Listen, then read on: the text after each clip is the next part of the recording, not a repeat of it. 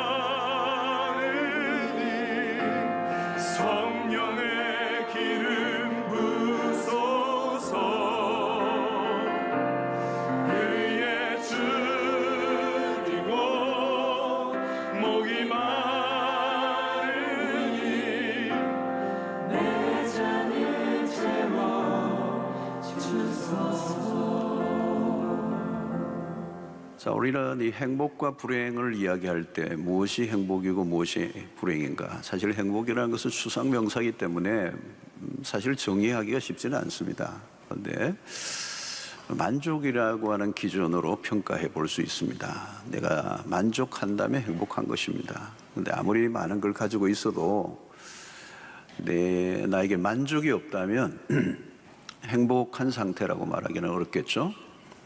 이 만족이 참 중요합니다. 나는 지금 만족한가? 그러지 않으면 불만스러운가? 이제 그런 것입니다.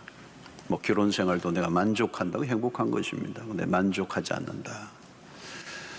자, 이것은 이 만족이라는 단어는 사실 쉽지 않은 단어입니다. 뭔가 부족하다는 것, 결핍이 왔을 때 우리는 만족하지 않다 이렇게 얘기합니다. 전도서 1장 8절을 보면 이런 말씀이 있습니다. 모든 만물이 피곤하다는 것을 사람이 말로 다 말할 수는 없나니 눈은 보아도 족함이 없고 귀는 들어도 가득 차지 아니하도다.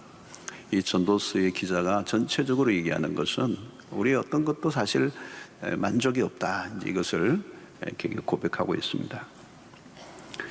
자, 그런 의미에서 오늘 23편, 시편 23편 우리가 잘 알고 있는 23편 1절은 참 우리의 눈길을 사로잡는 말씀이에요.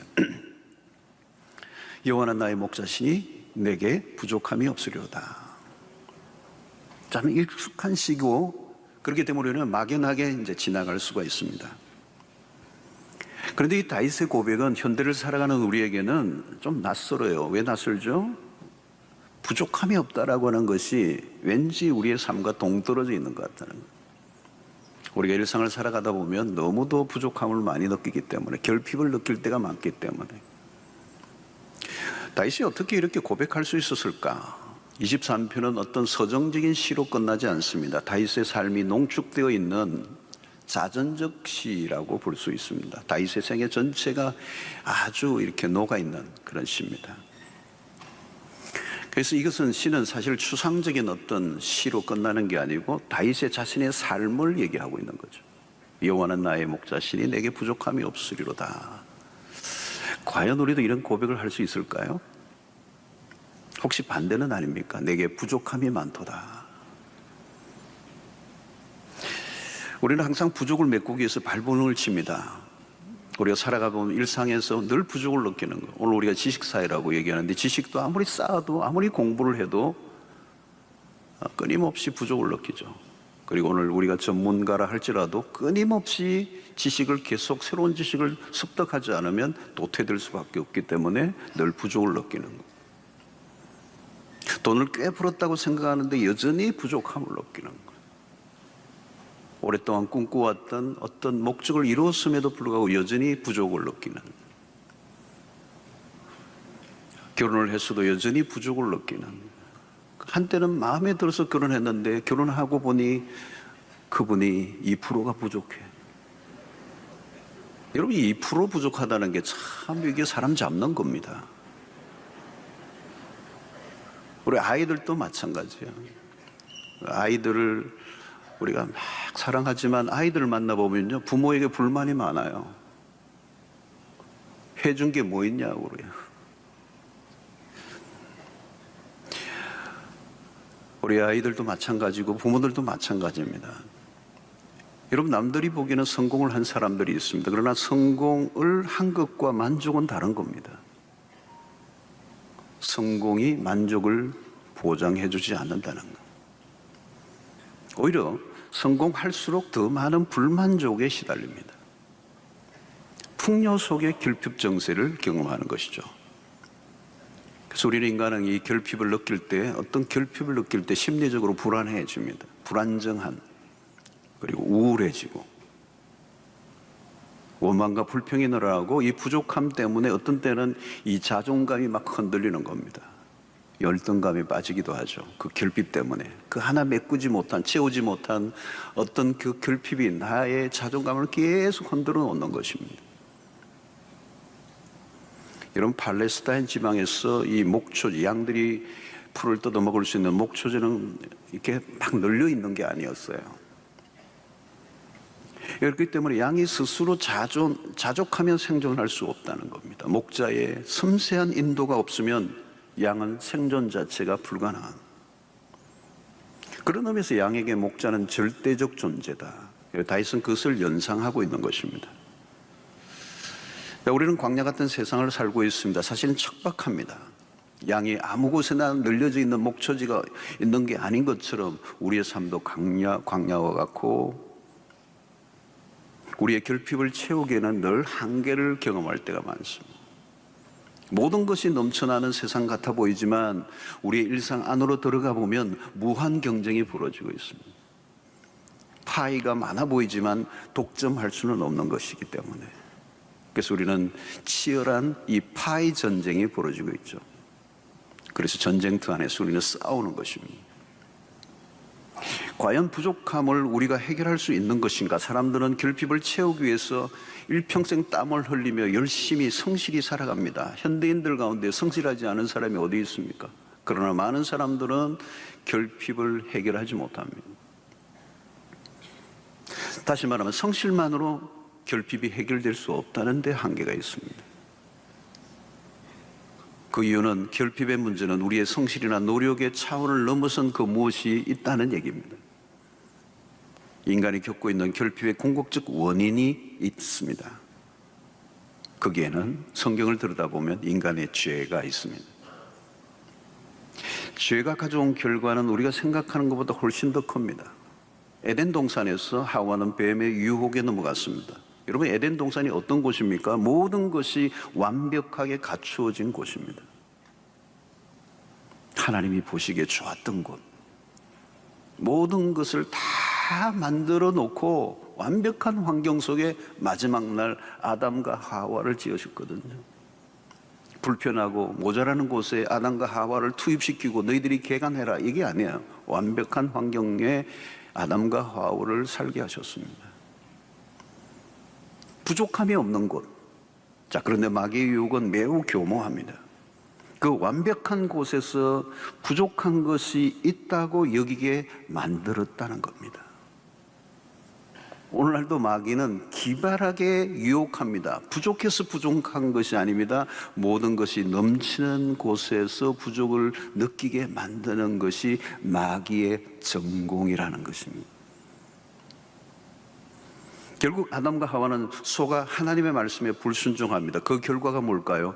에덴의 풍요함을 잃어버리고 맙니다. 마침내 결핍이 시작이 되었습니다. 아담과 하와는 결핍을 스스로 채우기 위해서 땀을 흘려 수고를 해야 합니다. 그러나 땀과 이 수고를 하는, 땀을 흘려 수고를 하는, 그래서 소산물을 얻게 하는 것도 저주의 일부지만 또 다른 저주는 뭘까요? 아무리 노력을 해도 만족할 수 없다는 것입니다. 아무리 수고하고 땀을 흘려도 만족이 안 되는 거, 이게 저주예요. 무엇이 문제입니까? 필요가 채워진다고 만족이 오지 않습니다. 죄는 탐심을 불러왔습니다. 인간의 탐심은 끝이 없어요. 욕망은 한계가 없어요. 여러분, 불만족과 불평이 많아진 이유가 무엇입니까? 이전보다 부족해졌기 때문이 결코 아닙니다. 이전보다 욕구가, 탐심이 더 커졌기 때문에. 우리나라도 배고픈 시절을 지날 때가 있었습니다. 그래 오래되지도 않았습니다. 배가 고팠던 시절, 그것은 배를 채우는 게 이수였어요. 그러나 지금은 배는 채워졌는데 만족이 안 돼요. 필요는 해결되었는데 만족은 잠시뿐이고 금방 갈증이 밀려온 것입니다. 이게 뭐예요? 욕망의 문제라는 거예요. 필요는 채워졌는데 욕망은 채워지지 않습니다. 사람들은 왜 늘 부족함을 느끼는지 원인을 알지 못합니다. 유명해졌는데 여전히 배가 고파요. 돈은 벌었는데 왠지 불안해요. 밥은 먹었는데 무엇인가 허전해.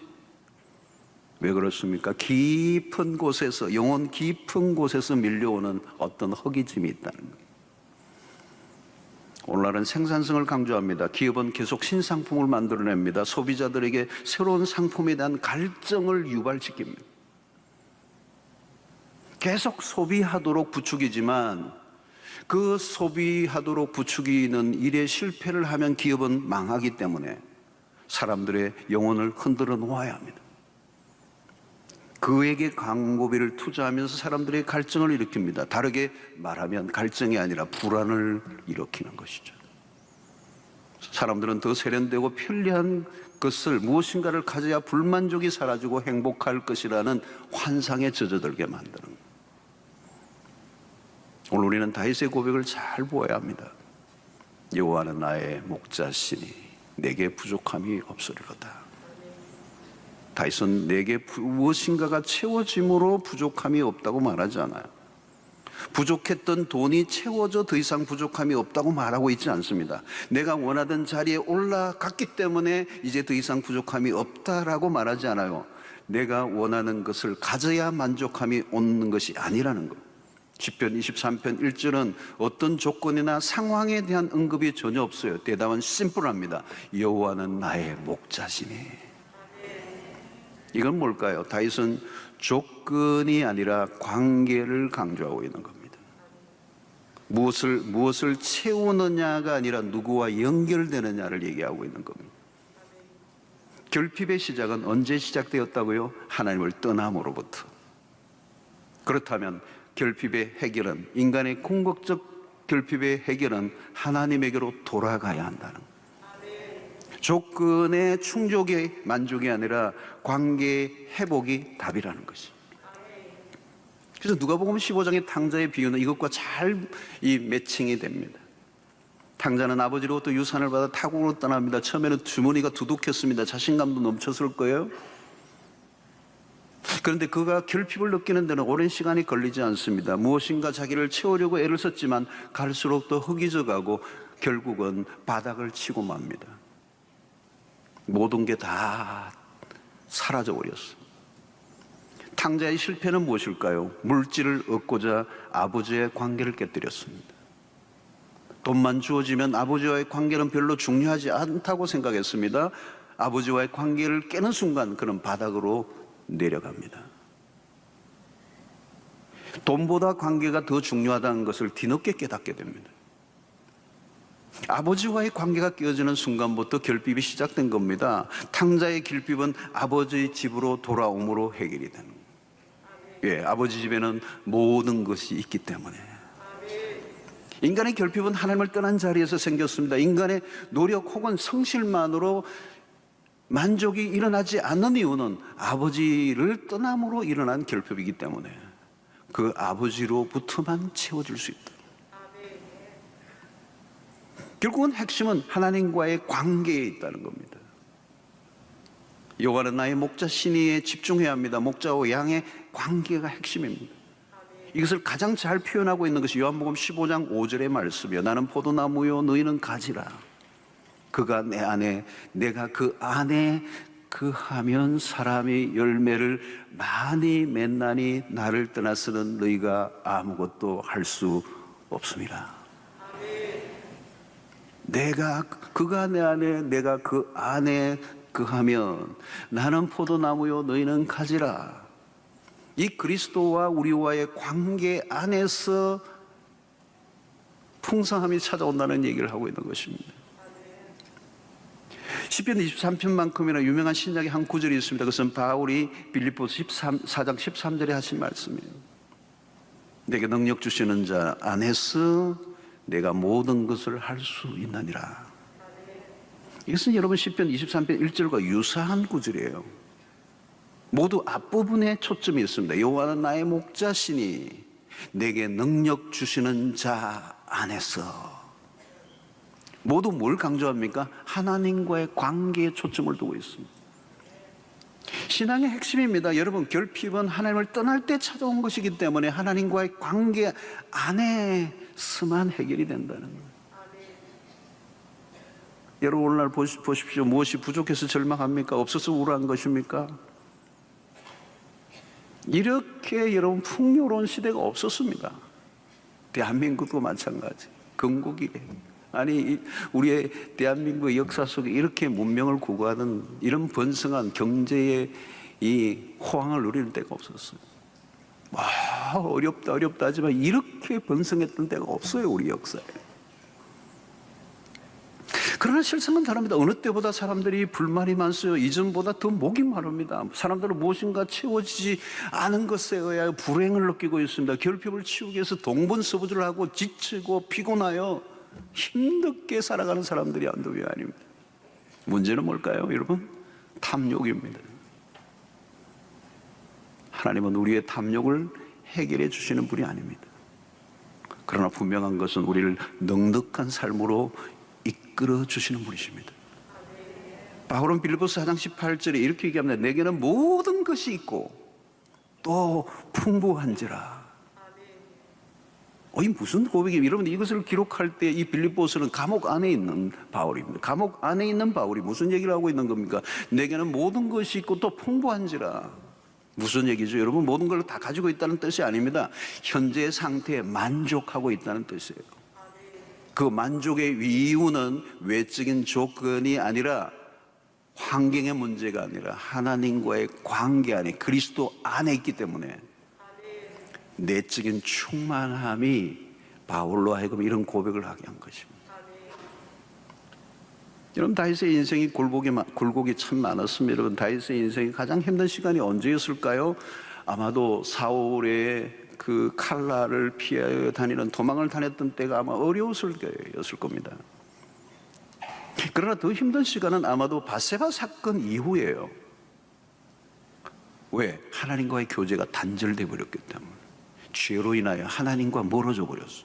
겉으로는 왕자에 앉아있는 이스라엘의 화려한 왕이었지만 그는 속으로는 신음소리를 내고 있어요. 그걸 뭐 어떻게 알 수 있습니까? 시편 51편 그의 회개시를 보면 알 수가 있어요. 마치 뼈가 꺾인 것 같은 고통을 겪고 있었다고 그래요. 마음의 즐거움이 다 사라져 버렸습니다. 행복하지 않아요. 그가 가진 것들은 다 의미가 없어요. 나단 서지가 찾아오는 그 1년 정도까지는 그런 지옥처럼 살고 있는 거예요. 죄가 하나님과의 관계를 멀어지게 만들었고 그 하나님과의 결별이 그의 삶을 완전히 바닥을 치게 만들었어요. 그러나 죄 문제를 해결하고 난 다음에 다윗은 기쁨이 회복이 되죠. 사랑하는 성도들, 우리 안에 결핍 현상은 누가 만들어 놓은 것일까요? 그것은 하나님의 작품입니다. 하나님은 우리가 세상에서 만족할 수 없도록, 세상의 어떤 것으로 만족할 수 없도록 만들어 놓으셨어요. C.S. 루이스가 이 부분에 대해서 잘 표현했습니다. 만일 내 안에 이 세상의 어떤 경험으로도 결코 만족시켜 줄 수 없는 갈망이 내 안에 있다면 나는 다른 세상을 위해 지음을 받은 것이다. 이 세상의 어떤 것으로부터도 만족을 얻을 수 없다면 우리는 이 세상을 위해 지음받은 존재가 아니다. 맞는 얘기예요. 세상에서 절대 만족이란 없습니다. 부족함을 느끼는 것은 정상이에요. 그런 의미에서 그리스도인들에게 부족함의 상태는 하나님의 은혜예요. 왜? 그 부족함을 느낄 때 우리는 그 부족함 때문에 비로소 하나님을 찾았기 때문에. 탕자는 자신의 가진 재산이 떨어지기 전에는 아버지 집을 생각조차도 하지 않았어요. 여러분, 언제 하나님을 찾았습니까? 배부르고 잘 나가고 성공하고 내 뜻대로 다 될 때 하나님을 찾았던 사람은 없어요. 힘들고 지치고 공고하고 실패했을 때, 마치 베드로가 빈 그물로 집으로 돌아가는 하는 그 순간에 찾아온 주님을 만난 거죠. 삶의 심각한 결핍을 느낄 때 우리는 주님에게 손들고 나가면 사는 역사가 일어나요. 인생의 어두운 밤에 하나님을 찾고 만나게 되는 거죠. 그래서 부족함이 은혜라고 하는 것입니다. 요한복음 4장의 사마리아 여인은 갈증으로 목이 말랐습니다. 정오의 시간인데도 불구하고 야곱의 우물을 찾아왔습니다. 그런 육체적 목마름보다 더 깊은 것은 내면의 목마름. 주님을 만나자 그의 목마름이 완전히 사라져버렸어요. 남편 5이 있었지만 지금 있는 남편도 자기 남편이 아니었던 이 여인의 기구한 운명을 한순간에 완전히 해결시켜준, 그 누구도 만족시켜줄 수 없었던 것을 그리스도를 통하여 만족 얻게 되자 그는 물동이를 버려두고 동네로 뛰어들어갔어요. 더 이상 물동이가 필요하지 않았던 거죠. 사랑하는 성도 여러분, 하나님을 만날 때 더 이상 결핍 정세가 없어요. 여호와는 나의 목자시니 내게 부족함이 없다는 이 고백은 단순한 결핍 정세에서 벗어났다는 정도가 아니에요. 부족함이 채워져 당분간 편안하게 되었다는 얘기가 아니에요. 세상에서 경험하는 것들은 무엇입니까, 여러분? 어떤 부족은 사라졌지만 여전히 또 다른 부족이 밀려와요. A는 해결되었는데 여전히 B는 부족의 상태로 있어요. 다윗의 부족함이 없다는 표현은 궁색함에서 겨우 벗어났다는 말이 아닙니다.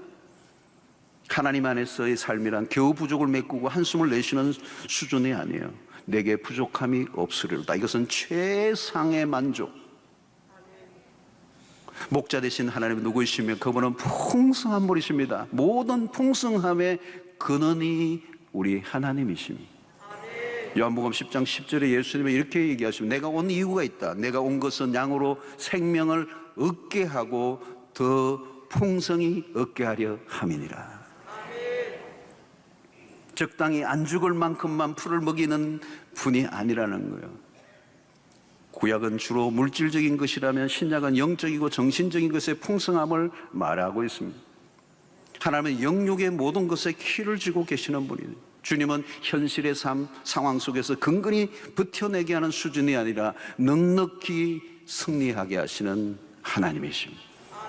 다윗은 외적인 상황에 흔들리지 않습니다. 자신의 삶을 흔들어 놓을 수 있는 것은 존재하지 않는다는 고백이 이 1절의 고백 안에 있는 거예요. 여호와는 나의 목자시니 나는 어떤 환경, 어떤 상황에도 흔들리지 않음이라고 하는 것을 고백하고 있는 거죠. 왜? 목자로 인해 주어지는 풍성함 때문입니다. 그래서 5절에는 시편 23편 5절에는 뭐라고 말합니까? 내 잔이 넘치나이다. 여기서 1절에 내게 부족함이 없다라고 하는 이 표현과 함께 앙상블을 이루고 있죠. 내 잔이 넘치나이다. 여기서는 부족함이 없다는 수준을 훨씬 더 넘어선 오버플로우 되는 것입니다. 다윗은 왕으로 살았을 때가 부족함이 없는 순간이 아니었습니다. 왕이었기 때문에 부족함이 없는 삶이 아니었어요. 그의 삶에 부족함이 없는 최상의 삶은 여호와를 나의 목자로 삼을 때 하나님은 충분히 우리의 만족이 되십니다. 세상에 어떤 것도 필요 충분 조건이 안 돼요. 그러나 하나님은 필요 충분 조건이 되고도 남는. 그래서 나는 하나님 안에서 부족함이 없습니다. 그리고 여러분 핵심 비결은 하나님과의 친밀한 교제입니다. 목자와 양과의 관계예요. 다윗은 싱글 포커스입니다. 하나님과 친밀한 관계를 유지하면 부족함이 없게 되고 하나님과의 관계가 멀어지면 부족함의 문제가 넘쳐흐르게 되는 거예요. 여러분, 그러므로 우리의 영적인 상태가 매우 중요합니다. 우리는 세상의 사람들과 같은 방식으로 결핍을 해결하려고 해서는 안 됩니다. 하나님과 연결되기만 한다면 그 안에서 생명력이 일어나고 에너지가 일어나고 우리 안에 있는 모든 결핍의 문제를 극복하는 힘이 그 안에서 주어지는 것입니다. 그래서 바울은 내게 능력 주시는 자 안에서 모든 것을 할 수 있다라고 하는 이 말은 내가 어떤 상황도 컨트롤할 수 있는 힘을 하나님이 내 안에 부여해 주셨다는 거예요. 그래서 상황과 조건에 내가 지배를 받지 않는 삶을 살 수 있었기 때문에 나는 어떤 상황에도 나는 자족한다. 그래서 여러분, 바울은 추상적인 얘기를 그의 서신에서 그의 개인적인 고백들이 나오는데 그건 추상적인 얘기 아니고 실제적으로 그가 살았던 경험을 얘기하는 것입니다. 그 가운데 여러분 고린도서 6장 10절을 보십시오. 이런 표현들이에요. 바울은 너무도 멋있는 표현들을 씁니다. 근심하는 자 같으나 항상 기뻐하고 가난한 자 같으나 많은 사람을 부유하게 하고 아무것도 없는 자 같으나 모든 것을 가진 자로다. 여러분, 이게 그리스도인의 삶이에요. 너무 멋있어요. 여러분, 저만 읽기는 너무 아까워서 같이 읽고 싶어요. 여러분, 한번 같이 한번 읽읍시다. 시작.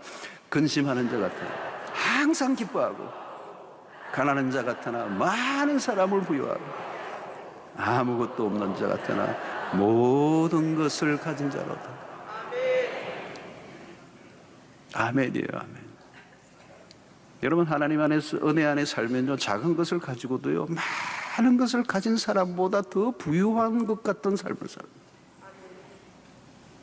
많은 걸 가지고 있는데도 아무것도 없는 자처럼 그냥 부들부들 떠는 사람들이 있어요. $1달러를 가지고 있지만 100만 달러 가진 사람이 안 부러울 정도의 그 어떤 포만감이 있어요. 여러분, 부러우면 지는 거예요. 내가 세상을 부러워하는가, 세상이 우리를 부러워하는가. 세상을 부러워하는 마음이 생기면 안 되는 거예요, 여러분. 돈 많은 친구 만나고 온 날 우울해지면 문제가 있는 거예요. 우리 어떤 분이 그래도 전도하러 자기 오랫동안 안 만난 언니를 만나러 갔는데, 그 언니가 안 믿는, 전도하러 갔는데 그 언니가 너무 어리어리한 집에 사는 거예요. 처음부터 마음이 쪼려가지고 전도하러 갔는데 막 얻어먹고 막 하는데 전도는 못하고 오면서 우울해지더라는 거예요.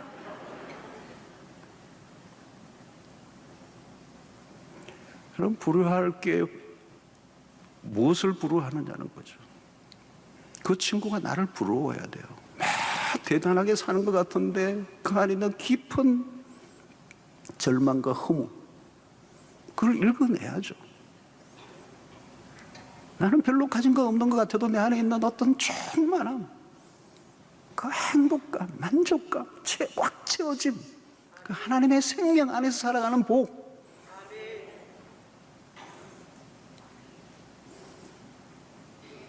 세상을 보십시오.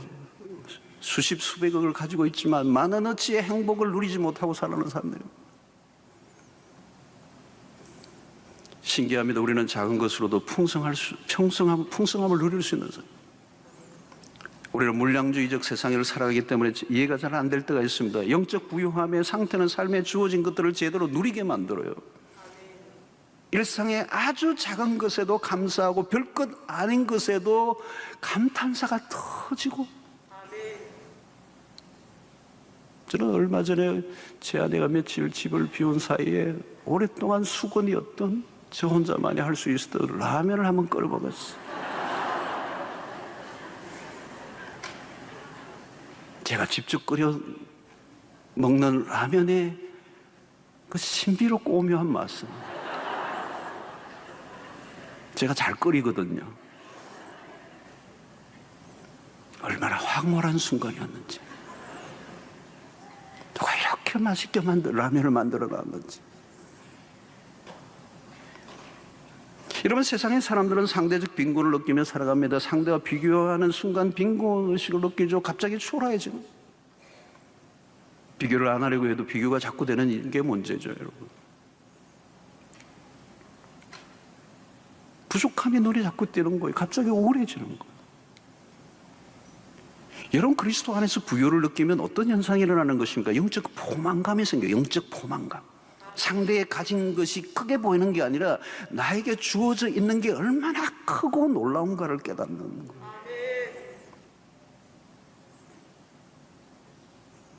오히려 상대가 뭐 대단하게 막 꾸미고 오면 허하네, 허한가 보다. 허하지 않으면 저럴 수가 없어.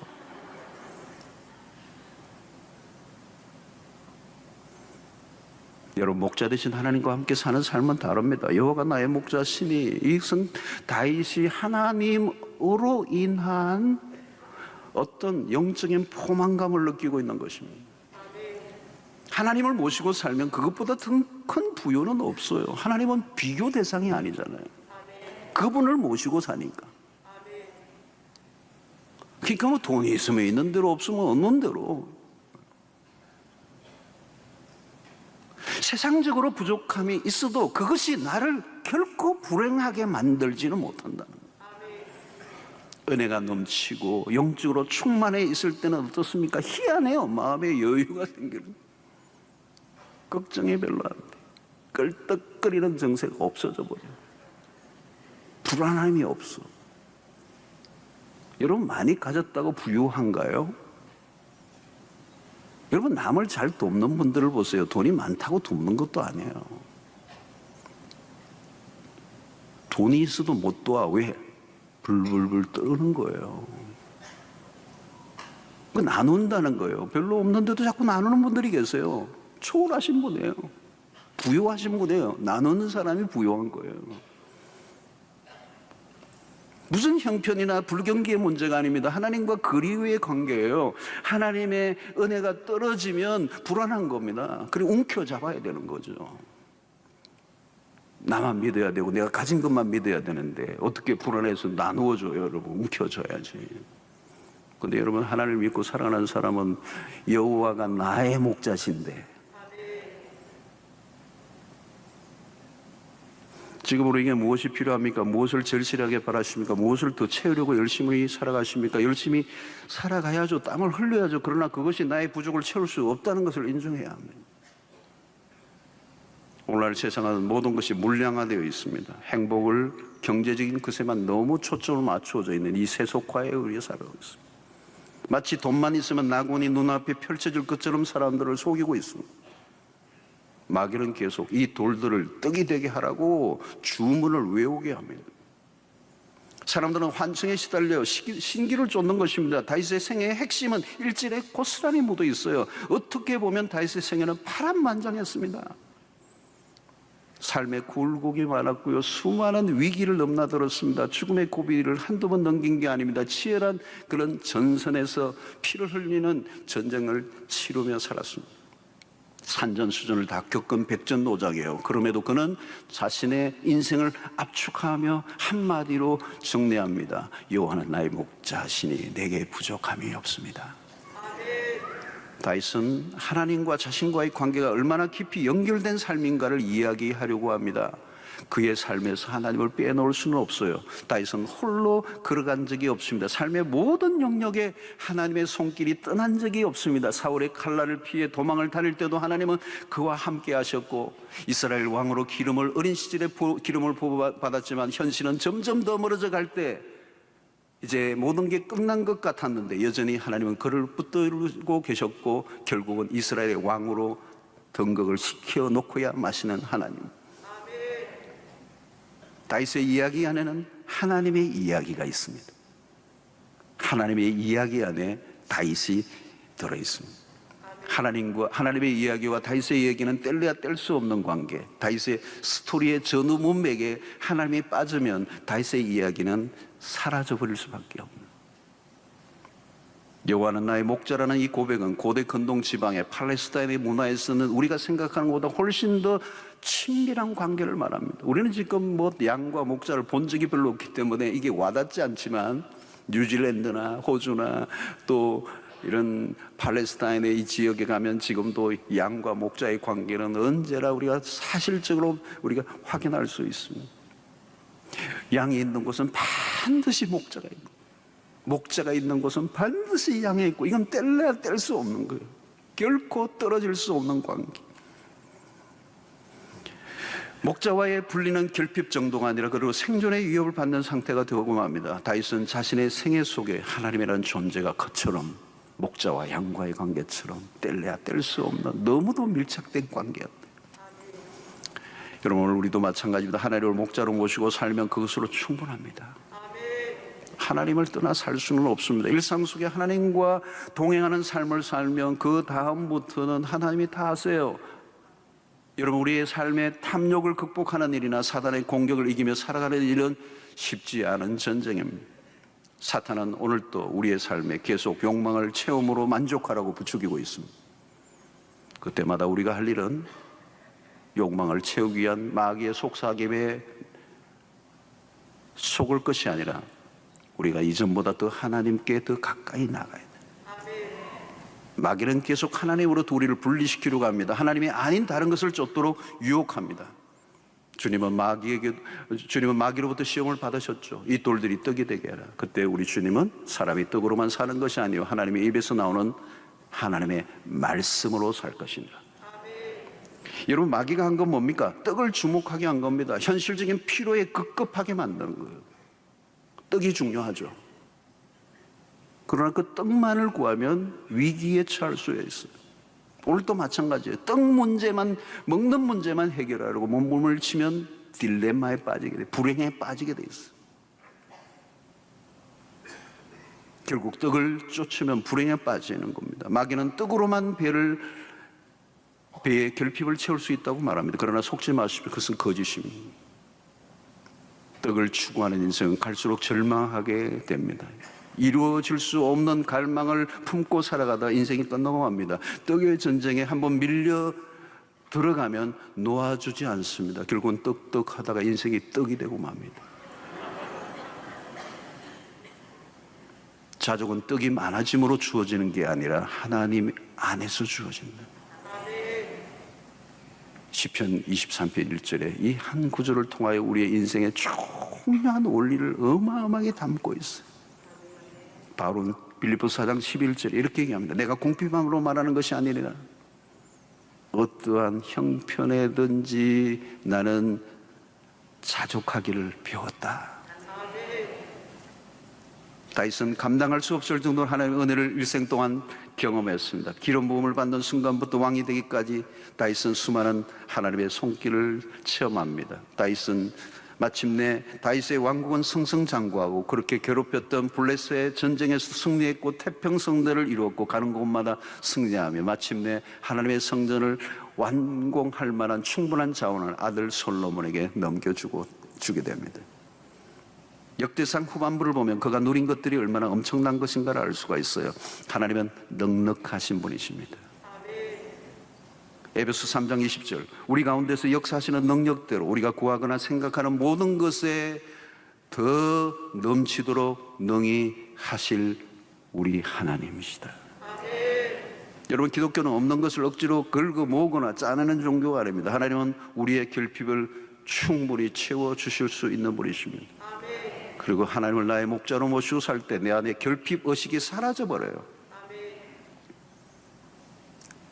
그러므로 오늘 우리는 시편 23편을 통하여 우리에게 주신 삶의 원리, 특별히 23편 1절의 시작 단어를 우리는 기억해야 돼요. 여호와는 나의 목자시니. 삶의 첫 자리에 여호와가 이렇게 표현할 수도 있었을 거예요. 나의 목자는 여호와시니. 그래도 나쁘지는 않아요. 그러나 다윗은 여호와는 나의 목자시니. 그의 모든 은혜의 첫 번째는 여호와였어요. 그의 모든 생각의 첫 번째가 여호와였어요. 그의 삶의 우선순위가 하나님이었다. 그의 삶의 모든 프라이오리티. 그래서 우리는 마태복음 6장 33절을 떠올리게 합니다. 그런즉 너희는 먼저 그의 나라와 그의 의를 구하라. 너희는 먼저 그의 나라와 그의 의를 구한다면, 그리하면 이 모든 것을 너희에게 더하시리라. 여러분, 우리의 자신에게 맞춘 초점을 하나님의 나라와 그 의에 맞추고 살아보라는 겁니다. 나의 기대, 나의 소망, 나의 결핍을 채우기 위한 몸부림이 아니라 우리는 하나님의 기대, 하나님의 비전, 하나님의 원하심, 하나님의 뜻에 다가가려고 애를 쓰면 이 모든 것을 너희에게 더하시리라. 이 완벽하게 채워주시는 하나님의 은혜를 맛볼 수 있을 줄로 믿습니다. 어거스틴의 고백에서 유명한 경고를 우리는 되새길만 합니다. 하나님이 우리를 만드셨기 때문에 우리가 그분 안에서 쉼을 찾기까지 우리의 마음은 쉼이 없나이다. 다르게 표현하면 하나님 안에서만 쉼이 있습니다. 안식이 있습니다. 만족이 있습니다. 사랑하는 성도 여러분, 무엇을 욕망하고 있습니까? 하나님만이 우리의 모든 결핍으로부터 자유하게 하실 수 있음을 믿으시기를 주의 이름으로 축원합니다. 우리가 할 일은 일평생 하나님을 의존하며 살아가는 것. 우리의 어떤 열심보다도 더 중요한 것은 하나님에게 붙어 있기로 열심을 내는 거죠. 하나님의 은혜를 구하고 떡에 초점을 맞추지 말고 하나님에게 초점을 맞추고 살아가십시오. 결국은 우리의 인생을 책임져 주시는 하나님께 우리의 모든 것이 달려있음을 믿고 그 하나님과의 관계의 모든 우리의 삶의 에너지를 거기에 쏟아 부을 때 하나님이 우리의 목자가 되시고 우리의 삶의 모든 때를 따라 돕는 은혜로 함께해 주실 줄로 믿습니다. 그런 의미에서 우리의 실력으로 살아가는 게 아니라 하나님의 실력으로 살아가는 겁니다. 양의 실력으로 사는 게 아니라 목자의 실력으로 사는 겁니다. 목자의 능력으로 우리가 살아가는 겁니다. 그분이 나의 목자가 되어 주십시오. 이 고백이 우리에게 있을 때 하나님께서 우리의 이 힘들고 어려운 코로나 팬데믹 가운데서도 우리를 넉넉하게 만족으로 이끌어 주시고 결핍으로 또 자유케 하시는 그 하나님의 손길이 여러분들의 생애 속에 끊임없이 함께 하시기를 주의 이름으로 축원합니다. 하나님, 오늘 또 우리에게 주신 이 말씀 시편 23편 다윗의 이 고백이 우리의 고백이 되기를 원합니다. 하나님, 결핍으로부터 그 결핍을 채우기 위해서 안간 힘을 다 쓰며 일평생 아둥바둥하며 살아가다가 만족도 하지 못한 채 결핍된 상태 속에 인생을 끝내버리는 이 비극적 저주 아래 살아가는 이 땅의 삶 가운데서 우리를 구원해 주시옵시고, 여호와 나의 목자시니 내게 부족함이 없으리로다, 이 고백이 우리 모두의 고백이 되게 하여 주시옵소서. 예수님의 이름으로 기도하옵나이다. 아멘.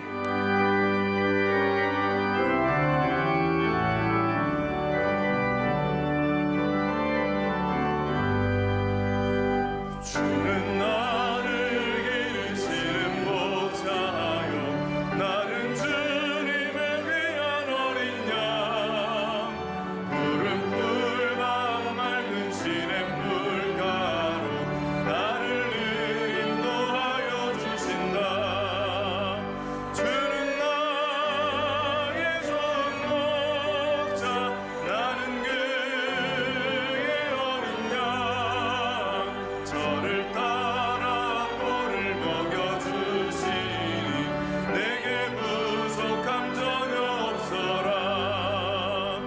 예쁜 새들 노래하는 아침과 노을 비키는 문화고래, 사랑하는 나의 목자 음성이 나를 언제나 불러주신다. 주는 나의 좋은 목자, 나는 그의 어린 양. 저를 따라 꼴을 먹여주시니 내게 부족함 전혀 없어라. 못된 짐승 나를 해치 못하고 거친 비바람 삼지 못하리. 나의 주님 강한 손을 펼치사 나를 주야로 지켜주신다. 주는 나의 좋은 목자, 나는 그의 어린 양. 저를 따라 꼴을 먹여주시니 우리 3절 다시 한번 고백하겠습니다. 못된 짐승 나를 해치 못하고 거친 비바람 삼지 못하리. 나의 주님 강한 손을 펼치사 나를 주야로 지켜주신다. 주는 나의 좋은 목자, 나는 그의 어린 양. 저를 따라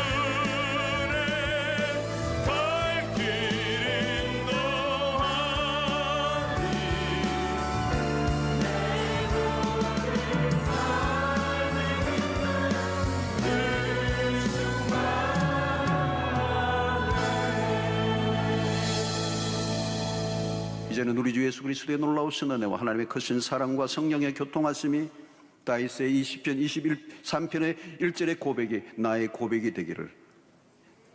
여호와는 나의 목자시니 내게 부족함이 없으리로다.